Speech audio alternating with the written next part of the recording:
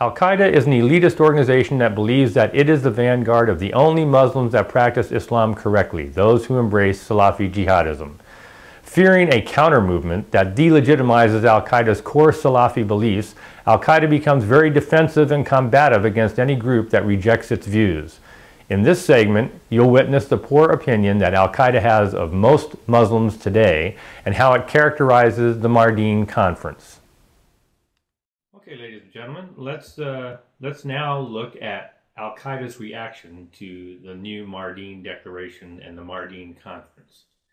Let's start with a little bit of context first. You know, Al-Qaeda is an elitist organization. It's a top-down organization. It's do as we say. They believe that only Muslims that fully practice Salafism are practicing their religion correctly, and they regard themselves as the vanguard, the pinnacle of that movement that's leading those few Muslims that are actually practicing their religion correctly. Now, Al-Qaeda's insurgency depends on support, not from the Ummah as a whole, because the majority of the Ummah don't support Al-Qaeda, but they depend on their support from the Salafi portion of the Ummah. Now, that's why they try so hard to convert young Muslims to Salafism. They constantly need to have their membership, if you will, their supporters replenished, and they constantly need to get to the next generation youth. That's why they try so hard to, you know, pose the Salafi line through Inspire magazine, through the numerous videos that they come out with, the numerous communiques that they come out with, in order to impress and recruit young Muslims, 15 to 25 years old. Now, as a quick reference, ladies and gentlemen, anytime you see jihadi leaders reference the following terms, you know they're Salafis. If they say As-Salaf As-Sali, the Ahl At-Tawheed, the Ahl As-Sunnah, the Ahl Al-Hadith, the As-Salaf As-Sali are the pious predecessors, the first three generations of Islam. Salafis believe they're the only people that actually practice the religion the way it was supposed to be practiced. The Ahl at-Tawheed are the people of the doctrine of Tawheed, and we've already discussed the doctrine of Tawheed at some length in past segments. The Ahl al-Sunnah, the people of the Sunnah, the people of the Prophet Muhammad's life and his experiences. Or the Ahl al-Hadith, the people of the Prophet's sayings, the statements by the Prophet. If you see any of these, you'll know that they're referring to themselves as Salafis. Now, in order to convert Muslims to Salafism, Al-Qaeda and the jihadis have to be critical of the Ummah's current religious practices. It's a must. It's their line. It's their policy. Just like those in the Democratic Party have to put out the Democratic Party line or the Republican Party line, or if you're a communist, the Communist Party line, the Salafis have to put out the Salafi line. And this is nothing new. And Al-Qaeda, you know, just like all the leaders of the Salafi Jihad movement, voiced their poor opinion of the majority of Muslims. They have all done this. Let's take a look at some examples. In 1928, Hassan al-Banna created the Muslim Brotherhood because he saw Muslims becoming westernized and moving away from Salafi concepts. His whole purpose for creating the Muslim Brotherhood was to revive Islam. It was an Islamic revival movement. The reason Islam needed to be revived, Hassan al-Banna said, is because it had become estranged from its Quranic roots, because they weren't practicing true Islam any longer. The Salafi leader Sayyid Abu Alam al-Dudi in Pakistan in the 1940s stated that the majority of Muslims were no better than unbelievers. The revolutionary Muslim Brotherhood ideologue Sayyid Qutb in the 1960s stated that the majority of Muslims were living in a state of jahiliyyah, of pre-Islamic paganism. They weren't Muslims, they were like pre-Islamic pagans. Well, now let's take a look and listen to Adam Gadan from Al-Qaeda Central tell you just how Al-Qaeda views the majority of Muslims. We'll take this clip from the most recent Al-Qaeda video, which came out October 23rd, entitled "The Arabs and Muslims Between the Conferences of Desertion and the Individual Duty of Jihad." The conferences of desertion, those who have deserted Islam, and what they're referring to here specifically, and what they address specifically in this video, is the Mardin Conference. Listen to the clip.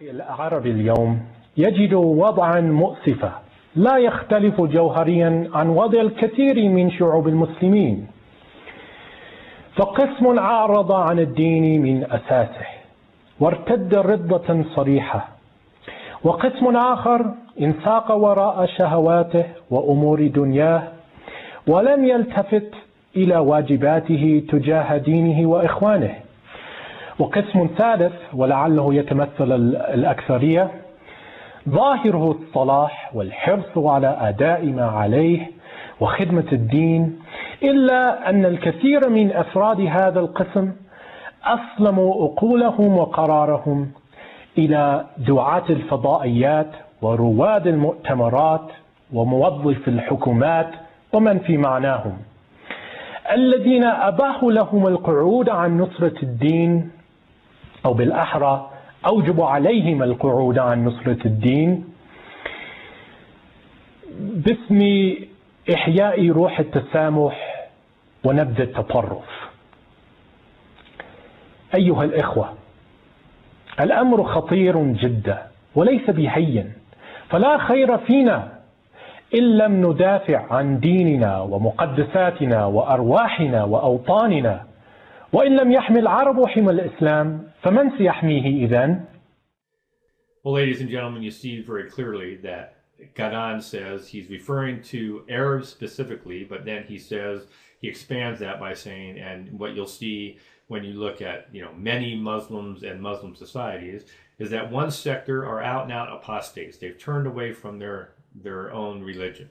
Another sector have given in to lust and worldliness and pay no attention to their religion. But he says the majority have given up their intellect, their ability to think, their willingness to question and think, to TV preachers, conference pioneers, and government employees. And when he's referring to conference pioneers, they're referring to the Mardin Conference and other conferences like that. And when he refers to government employees, he's talking about hired Islamic clerics that work in like the ministries of religion in Saudi Arabia, Jordan, and so forth and so on. They refer to them as the government employees.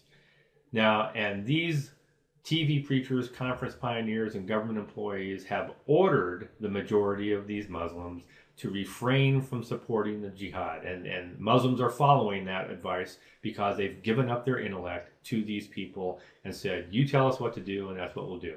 That's their view of the majority of Muslims today. Now, Al-Qaeda fears a counter movement that will turn Muslims away from Salafism, since their support comes from the Salafi portion of the 1.3 billion Muslims around the world. Although that's a very large number, and as you recall, in Pakistan, they recently took a poll, and they said that 18% of the Pakistani population supports Al-Qaeda, which presumably means that 18% have Salafi views.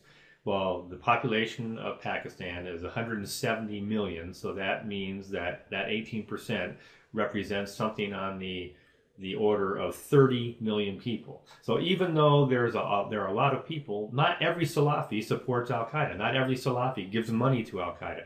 Not every Salafi family gives up a son or a daughter to go work for the movement. So Al-Qaeda is afraid that this slim splinter of support that they have within the Muslim Ummah around the world will be vastly eradicated and hurt their support immensely if a counter movement gets created and gets momentum that turns Muslims away from Salafism. That's why I feel so threatened by this Mardin Conference and any other Islamic body that refutes Salafi belief. Now let's watch another clip in which Al-Qaeda, through Adam Gadan, reveals how Al-Qaeda feels specifically about the Mardin Conference. أولا إن هذا المؤتمر وإخوته لا يخدم إلا مصلحة الحملة الصهيونية على ديار المسلمين ووكلائها وحلفائها، بغض النظر عما قد يزعم بعض القائمين على المؤتمر والمشاركين فيه من إرادة الإحسان والتوفيق وتحسين صورة الإسلام والمسلمين في عيون غيرهم. ثانيا، إن التهديد الأكبر والحقيقي للإسلام وعقيدته وصورته المشرقة اليوم، والتهديد الحقيقي للسلام والاستقرار العالميين يتمثل في الحملة الصهيونية الصليبية على ديار المسلمين وفي وكلاء تلك الحملة المحليين، خلافا لما يريد منا القائمون على المؤتمر أن نعتقده من أن التهديد يتمثل في الذين يقفون أمام تلك الحملة ووكلائها. Well, he says very clearly that the conference serves the Zio crusade against the Muslims. Any Muslim that's actively helping the enemy against the Muslims, against Islam, is an apostate, and under Sharia law can be put to death for apostasy. The conference says that the greatest threat to world peace is from Al-Qaeda and other jihadis, they say. The conference is siding with the Crusaders and saying that Al-Qaeda are the greatest threat to world peace. You remember this paragraph, ladies and gentlemen? This is from the previous segment. This is from the Mardin scholars. And this is where they're saying that nation states, through their international treaties, have basically abrogated the need to have abodes of Islam, like the abode of Islam and the abode of war. They say that now the entire world is a place of tolerance and peaceful coexistence. Well, how is Al-Qaeda going to react to this? Well, let's listen to Adam Gadon and hear what he and Al-Qaeda Central's reaction is to this concept of peace existence. الواقع المأساوي يثبت لنا مجددا أن ما يسمى بالتعايش السلمي بموجب الأعراف الدولية والقيم الإنسانية ما هو إلا خرافة وأسطورة ومؤامرة وخدعة اخترعها أعداء الإسلام والمسلمين، وأسبغت عليها طائفة منحرفة مستسلمة شرعية دينية زائفة في ماردين. كما يثبت مجددا أنه لا يمكن حماية المسلمين ودينهم إلا بالجهاد والقتال في سبيل الله، وأن الذين يمنعون المسلمين من حمل السلاح دفاعا عن دينهم وإخوانهم لا يخدمون إلا الأعداء. So, peaceful coexistence is a myth and a conspiracy. It's actually a conspiracy invented by Islam's enemies. And the conspiracy is legitimized by the deviant and surrendering sect in Mardin. So if you want to know what Al-Qaeda thinks in a nutshell about the Mardin scholars, they represent a deviant and surrendering sect. And anybody, he says, who forbids Muslims from bearing arms, remember the Mardin conference said, groups and individuals can't declare jihad and can't go out and change things by violence. So Al-Qaeda is saying those who forbid Muslims from bearing arms in defense of Islam serve the enemy. Thereby, we now know that that makes them apostates, and as apostates, they could be put to death under Sharia law. Well, now let's take a look at Anwar al-Awlaki's article in the new edition of Inspire magazine. We'll see exactly what the rising star of the international jihad believes and thinks about the Mardin conference, and I think that it'll be very enlightening.